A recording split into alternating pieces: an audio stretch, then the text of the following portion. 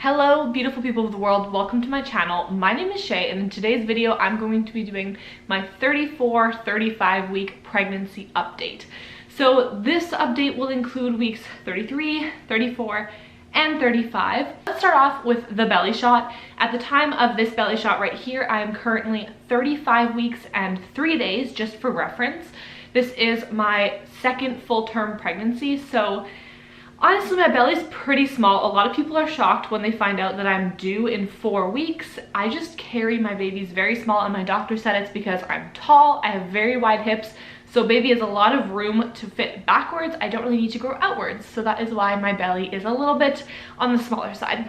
I definitely have a lot of stretch marks this pregnancy, whereas I didn't have them last pregnancy. That's okay. Those are my mama tiger stripes, and I will wear those with pride. So a couple things to kind of go over that happened that is not normal pregnancy symptoms. 33 weeks, we did have a preterm labor kind of scare. I was having a lot of contractions or period-like cramping in the very bottom of my uterus, and it was kind of coming on more consistent, similar to contractions, and it was for the whole night, the whole day. We called in and labor and delivery wanted us to come in and get checked, so we got checked. And pretty much what happened was when they strapped the baby heart rate monitor on, the baby's heart rate has been 145 pretty much consistently the whole pregnancy. And it would start off at 145 and then suddenly it would jump. The heart rate would jump from 145 to 170 and then it would drop to 130 like immediately. And it was all over the place. Now those numbers, the nurse wasn't concerned about this because those numbers are still within regular range for a baby. A fetus, whatever you want to call it. I don't like using that word. A baby in your belly. And so they weren't concerned about that. They were just concerned about the fact that it was suddenly spiking and then dropping.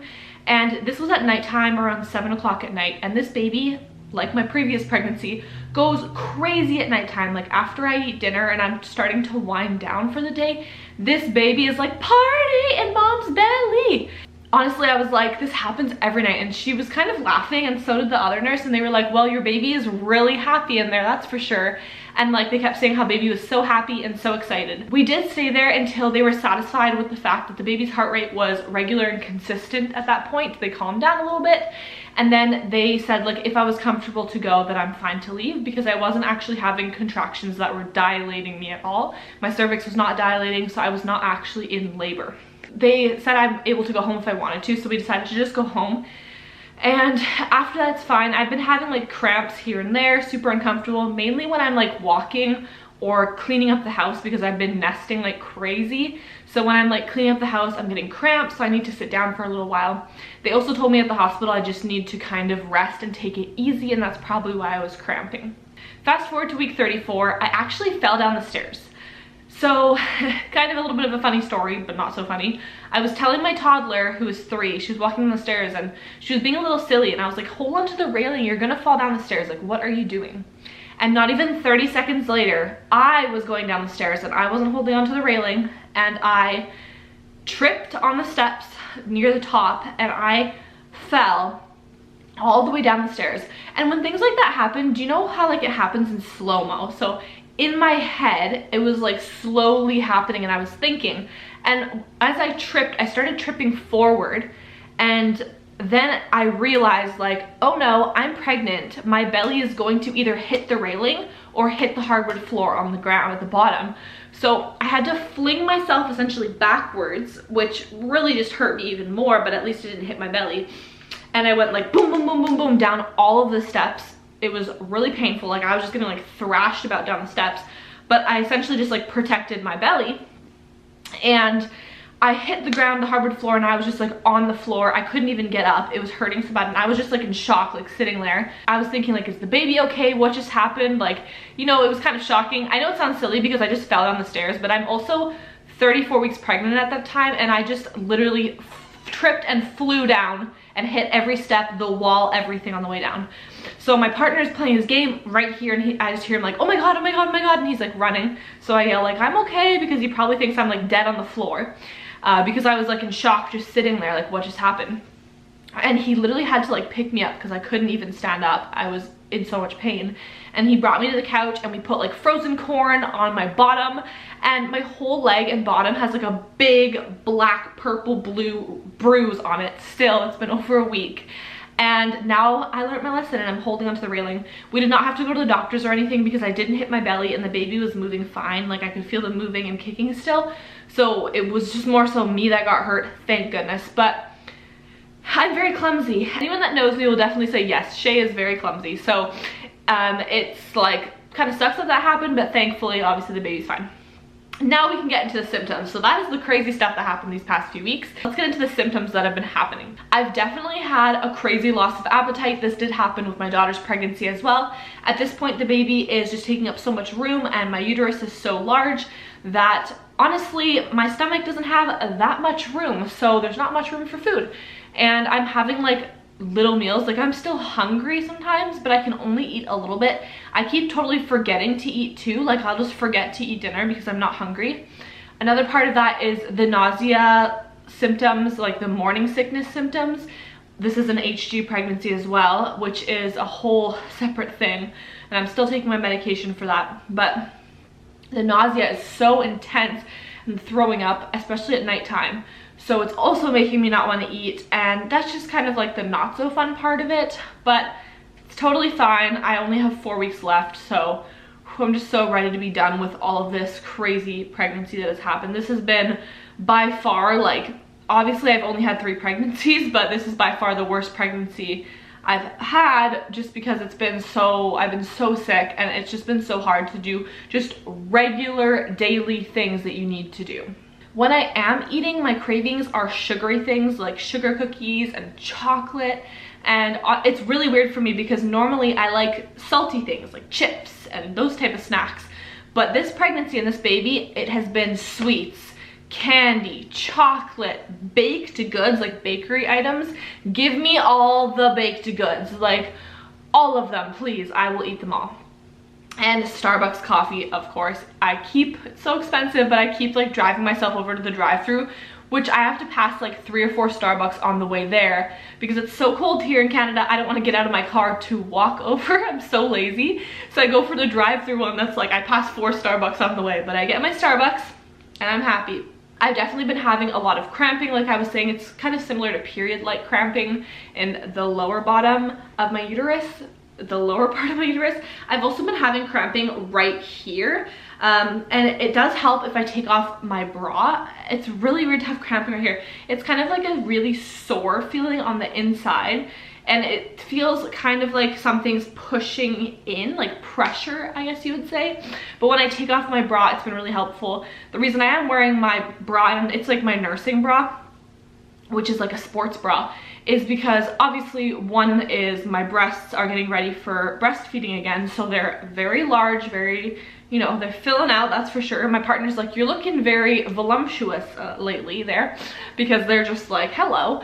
But I started leaking a little bit. Like the other day I woke up and there was a little bit on my side, and then after my shower the other day there was like a little bit leaking out, just like a couple drops.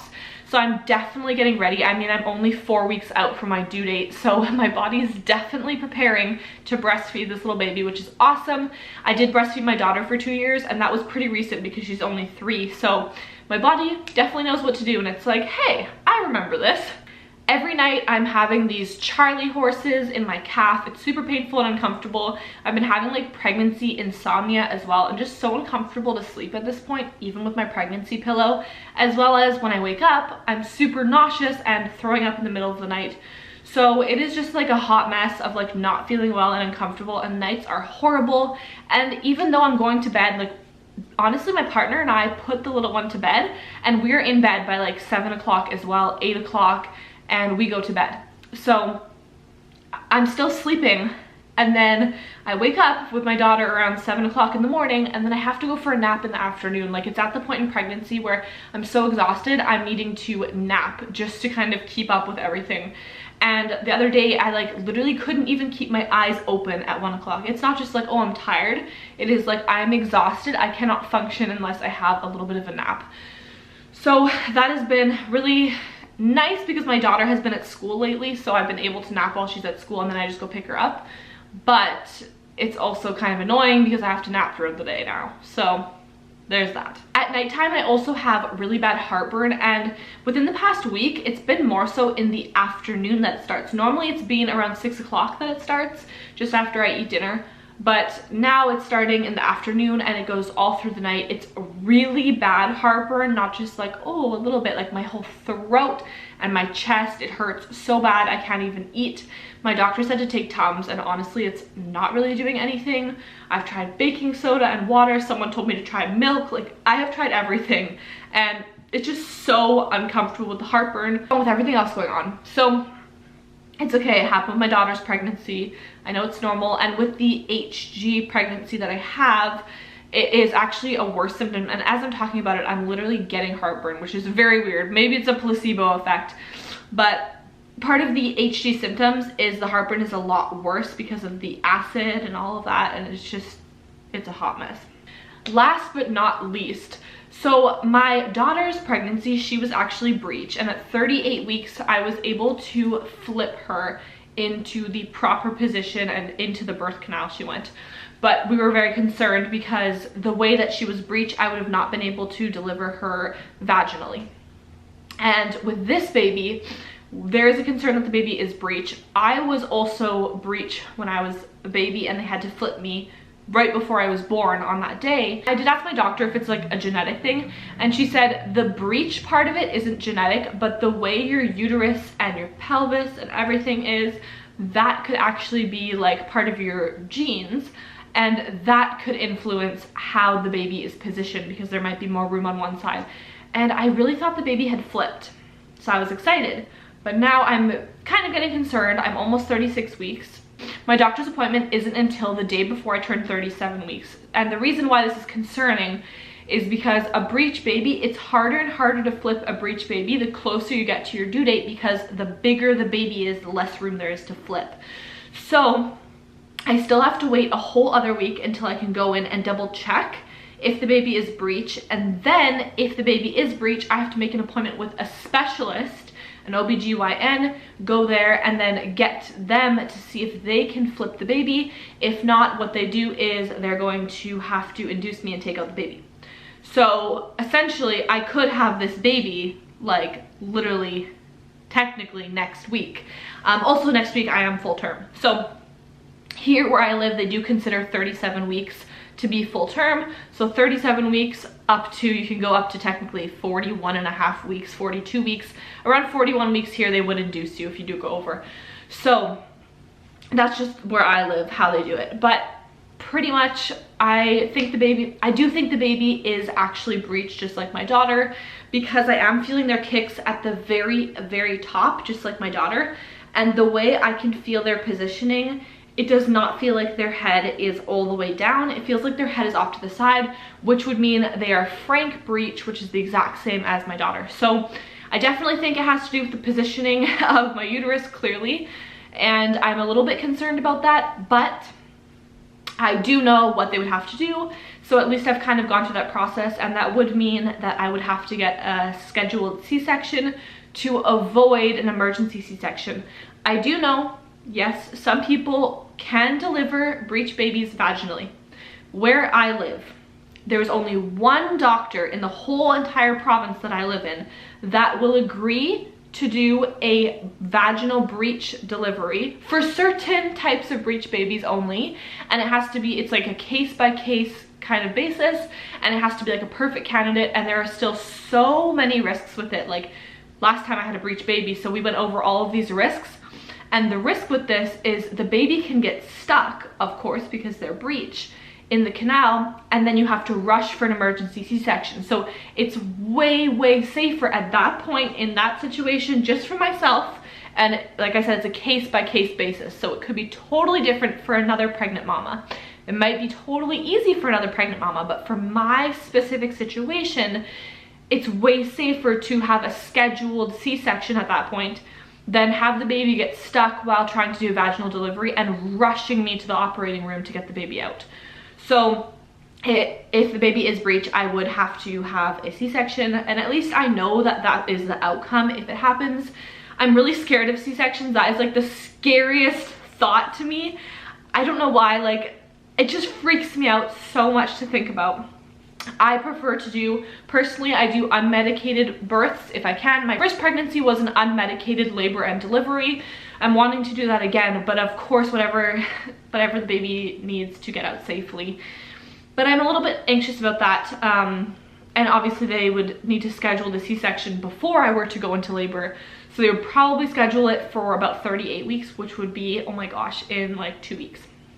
So yeah, pretty much I'm gonna have a little babe in my arms pretty soon, within the next 2 to 4 weeks, I guess, unless I go over, and then it would be 5 weeks. But still, in the next month, this baby's gonna be here, which is crazy.